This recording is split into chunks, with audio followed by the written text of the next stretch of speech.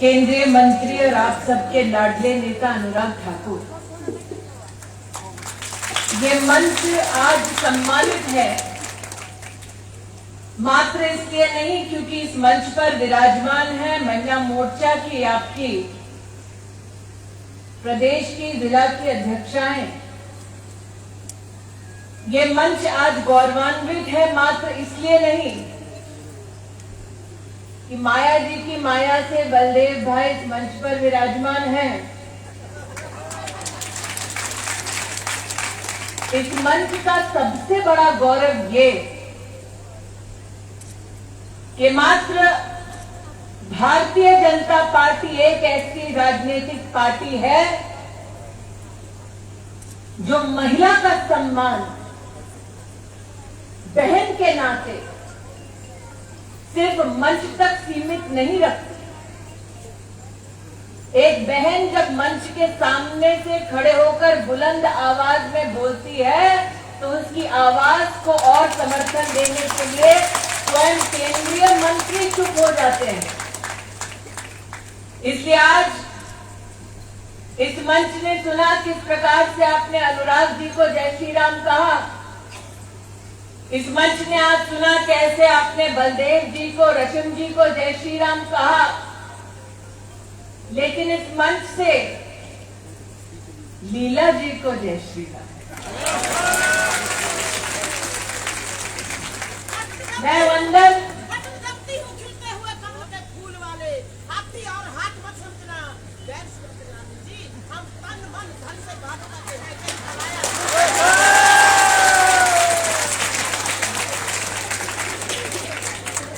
मुझे लक्षण ऐसे लग रहे हैं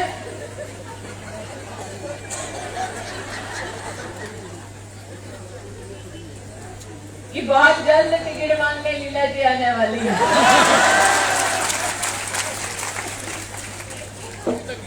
जिस हर्ष और उल्लास के साथ बहनें यहां उत्सव का माहौल लेकर आई, जिस सम्मान के साथ अनुराग ठाकुर जी ने आज इस कार्यक्रम में मेरा स्वागत किया, सत्कार किया, इस सम्मान को देखते हुए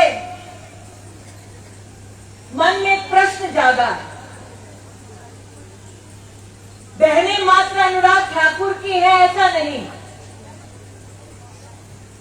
हमसे उम्र में थोड़े बड़े लेकिन देश की राजनीति में जो युवराज कहलाए जाते हैं,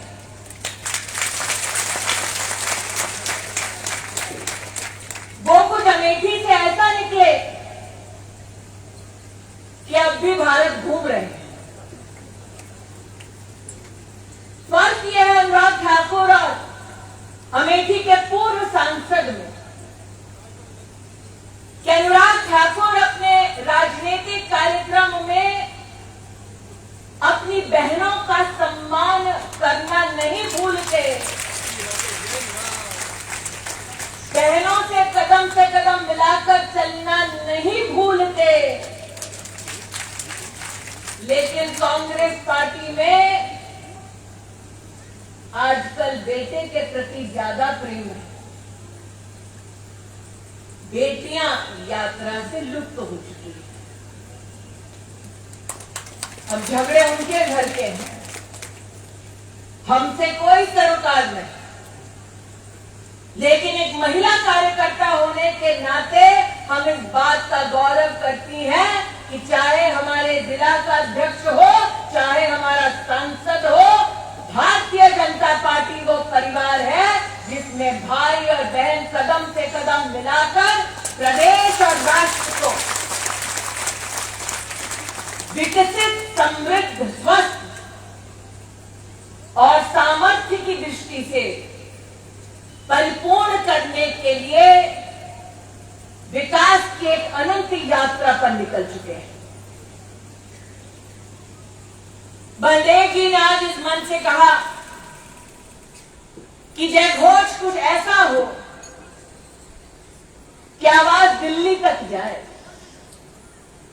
बलदेव जी थोड़ा बगल में देख लीजिए, दिल्ली आपके साथ बैठी है। बलदेव की मंशा और इच्छा ये कि प्रदेश में, जिले में काम हो तो राष्ट्रीय नेतृत्व तक ये खबर पहुंचे। लेकिन बलदेव जी, भारतीय जनता पार्टी के कार्यकर्ता की सबसे बड़ी ताकत ये कि बिगुल चुनाव का बजे या ना बजे, हमारा राष्ट्रीय नेतृत्व सदैव कार्यकर्ता के साथ खड़ा था, खड़ा है और खड़ा रहेगा। और विपदा की घड़ी में जब नेतृत्व छोटे से छोटे कार्यकर्ता का साथ न छोड़े तो कार्यकर्ता का भी तब दायित्व बनता है कि ऐसे परिवार को संगठित और संरक्षित रखने के लिए हम दिन रात मेहनत करें। आज बहनों के मध्य में ये बात मैं इसलिए कहती हूं क्योंकि चुनाव की रणभूमि पर हमारे सामने अगर कोई है तो वो कांग्रेस पार्टी है। झाड़ू वालों का तो कब सफाया हो गया पता ही नहीं चला। चुनाव आया नहीं, दुकान बंद कर दी। और दुकान बंद करके ताला लगाने वालों में से एक का नाम अनुराग ठाकुर जी है। जिस पार्टी का मैं उल्लेख कर रही हूं,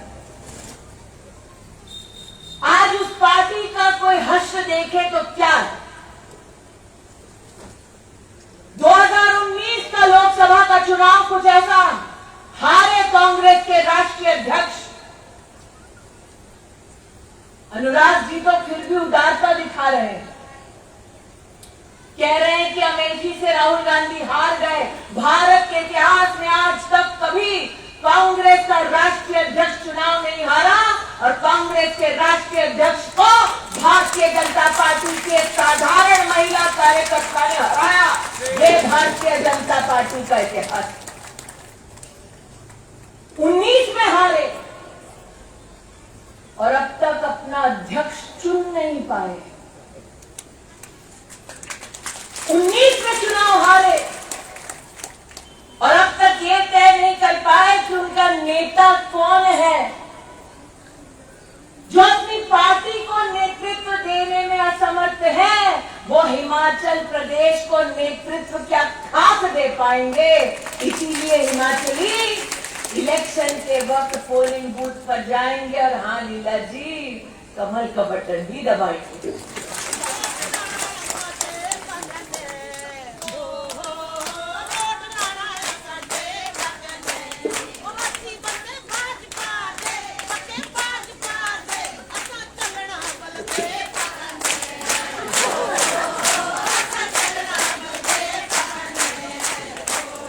मुझे कभी कभी लगता है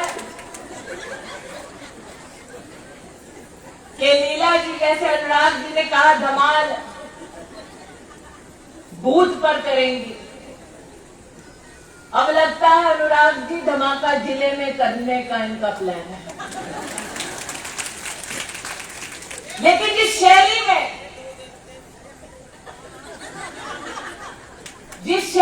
एक बहन अपनी भावना को व्यक्त कर रही है, उस शैली के पीछे सामर्थ्य क्या है, सोच क्या है, प्रतिज्ञा क्या है।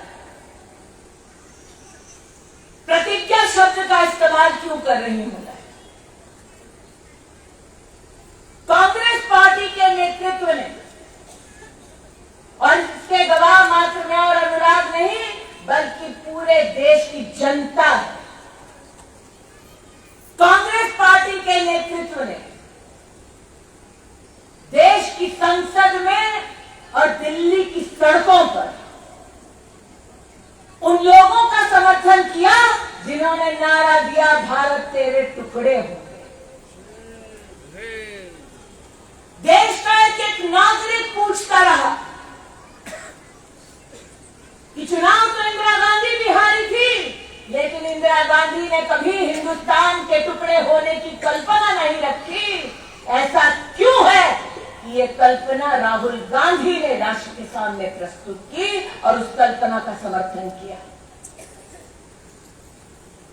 बहनों के मध्य में प्रतिज्ञा शब्द का इस्तेमाल क्यों कर रही है? अनुराग ठाकुर ने आज उल्लेख किया साल 2011 की उस यात्रा का, जब तिरंगा थाम कर कलकत्ता से निकले थे कश्मीर के लिए, क्योंकि पथराव होता था उन लोगों पर जो हिंदुस्तान की वर्दी पहनते थे, मौत के घाट उतारे जाते थे। जम्मू कश्मीर में वो लोग जो तिरंगे का मान करते थे, पथराव की राजनीति बंद हो, हिंदुस्तान बुलंद हो, हिंदुस्तान की सेना की जय जयकार हो, ये संकल्प भाजपा के कार्यकर्ताओं का हमेशा रहा। आज बहनों के बीच में प्रतिज्ञा शब्द का इस्तेमाल इसलिए करती हूं क्योंकि जिस कांग्रेस पार्टी के सामने हमने चुनाव लड़ना है प्रदेश में, उस कांग्रेस पार्टी ने हिंदुस्तान की सेना के सामर्थ्य पर प्रश्न चिन्ह लगाया।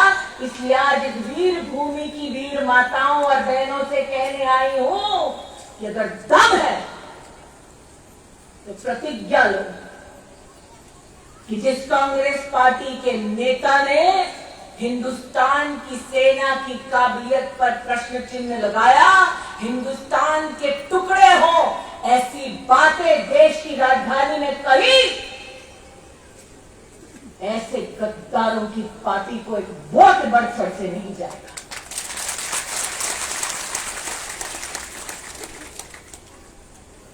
ये खेल सत्ता का नहीं,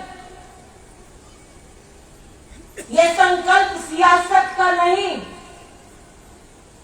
ये प्रतिज्ञा है उस प्रदेश की, जिस प्रदेश में कई माओं ने अपने कोख से जन्मा ऐसे वीर सपूतों को, जिन्होंने हिंदुस्तान की सरहद पर अपने प्राणों को न्यौछावर कर दिया ताकि हम आजाद हिंदुस्तान में सांस ले सके, बहनें, बहुएं, बेटियां हमारी इज्जत से जी सके।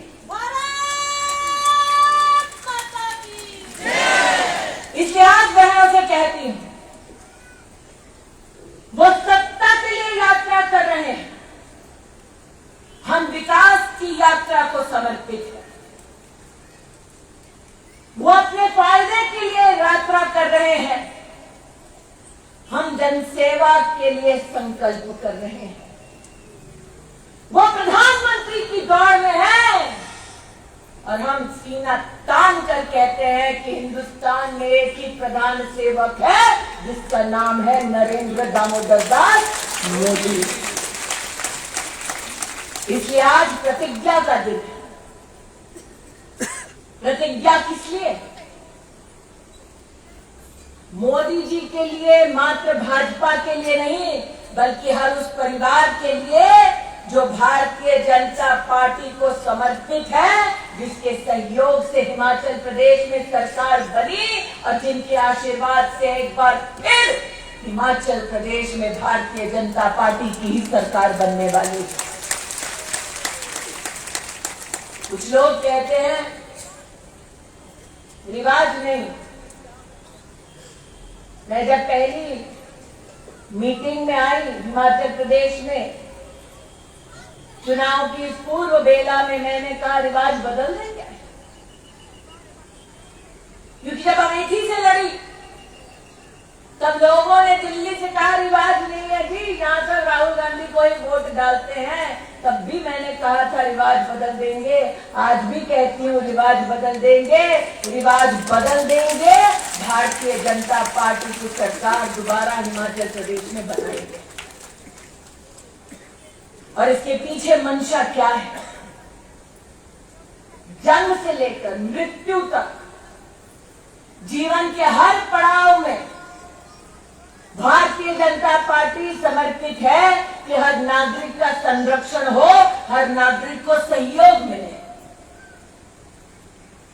आज हम इस मंच से माया जी की माया का उल्लेख कर रहे हैं बार बार, बलदेव भाई का उल्लेख कर रहे हैं बार बार, लेकिन हिमाचल प्रदेश की हकीकत ये भी है कि 32,000 सेल्फ हेल्प ग्रुप के माध्यम से समूह की 2.5 लाख बहनें आज भी भारतीय जनता पार्टी की सरकार से 25,000 रुपए का वन टाइम रिवॉल्विंग फंड पाती हैं। एक ऐसी सरकार जहां मुख्यमंत्री के आशीर्वाद से गरीब बेटियों का कन्यादान होता है, 10-11 हजार का सगन देकर नहीं। कितने का सगन है लीला जी? 51,000 रुपए का सगन देते हैं मुख्यमंत्री जी गरीब की बेटी को।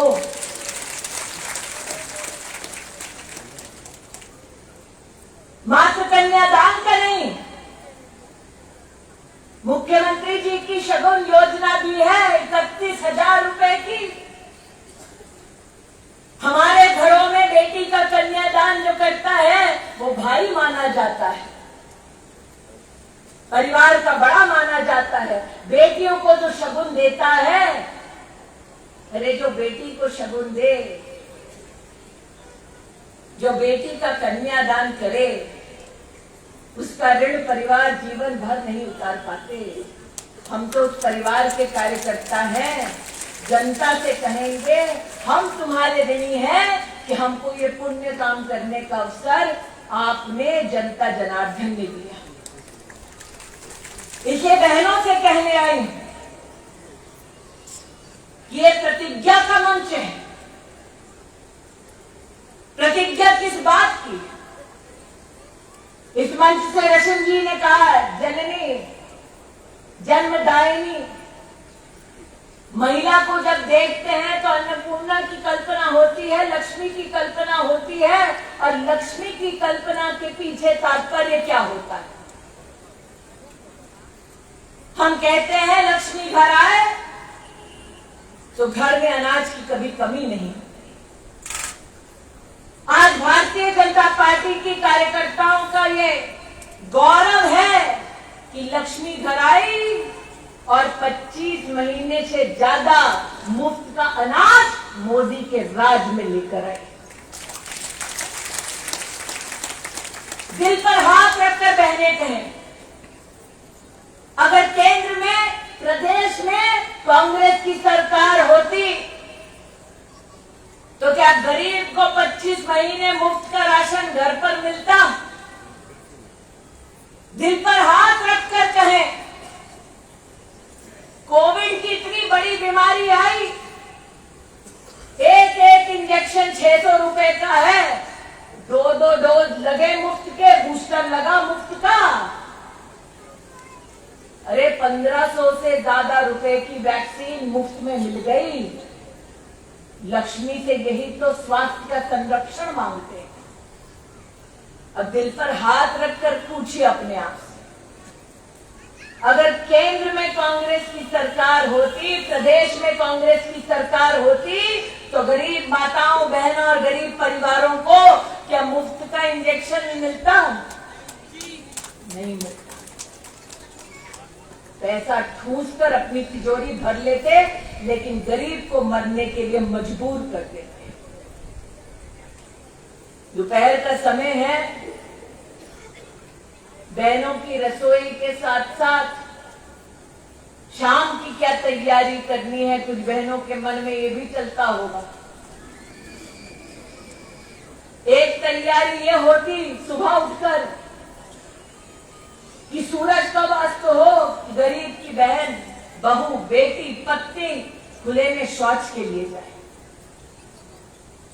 एक चिंता ये भी होती गरीब के घर में कि पानी की किल्लत है, घर का पानी कैसे भरा जाए।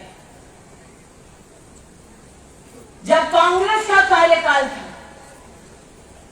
तो मात्र 1-2 लाख घर के नलके लगवाए